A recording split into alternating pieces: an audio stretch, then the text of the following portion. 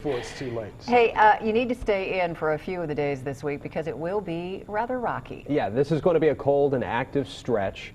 Clouds took forever to clear out today, but it didn't stop people from having fun. Out to Loveland we go, to Desbeck Park. People making the most of a cool and cloudy day in the tri-state, overlooking the bridge. There'll be some chunks of ice floating in the water there on the side of the bridge, on the side of the trail. We are in store for plenty of cold in the week ahead. And speaking of the cold, some models are suggesting we are going to have some brutal cold next week. But before you jump on the bandwagon for cold, I've presented you with a lot of information here. Let me show you the top 10 list for the coldest low temperatures ever recorded in Cincinnati. Dates are at the bottom of the screen. All of the pink numbers show how cold we got all of those mornings. The takeaway from this graphic is that at 7 o'clock in the morning, for all of these record cold mornings, you had snow on the ground. So while some computer models are spitting out brutal cold, temperatures well below zero next week, the fly in the ointment, the thing to watch here is how much snow do we have on the ground? If we don't have any snow on the ground, we're not going to see brutal cold. Now, I don't think we get this cold, but at least some models are suggesting we're going to have temperatures below zero next week. That's at least what some computers are saying. We're not going that cold quite yet, but it's something to watch over the next couple of days. Watch the numbers next week. It's not too cold right now. Temperatures down into the 20s for most. Batavia is still at 30. Factor in the wind, which is sustained between 5 and 10 miles an hour. Wind chills are already down into the teens for some, lower 20s for others, including Hamilton and Batavia.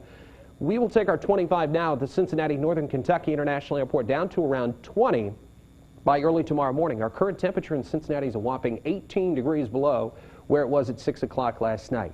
There are signs, looking back at the last few hours worth of satellite and radar data, that we will get some limited clearing this evening. Overall, I think we're mostly cloudy tonight. Any clearing that we get this evening will get covered up with more clouds as this disturbance comes into the Great Lakes in the Ohio Valley. There are some snow showers with this disturbance coming out of the plains and the Dakotas, but the snow will stay to our north tonight. We will just be partly to mostly cloudy this evening with no returns on live precision Doppler 12 HD. Overnight, clouds will thicken back up, and I still think we have no flurries or sprinkles to track. One of our high-resolution models gives us at least some limited clearing this evening. Any clearing that we get for the next couple of hours will quickly give way to a mostly cloudy sky overnight. Then we'll see decreasing clouds early tomorrow. Overall, I think we're partly cloudy for Tuesday. Notice clouds start to thicken back up as we get into Tuesday night. According to this particular model, most of the model data that I've looked at suggests that we will see waves of clouds between now and Wednesday, and then we'll track the potential for accumulating snow before we even get into the start of the weekend. We'll drop from 25 at 8 o'clock tonight down to 24 by midnight. 21 is where we'll be by 6 o'clock in the morning. On Tuesday, we'll jump from 23 at 9 a.m. to 29 at noon. We're up to 33 at 4 o'clock.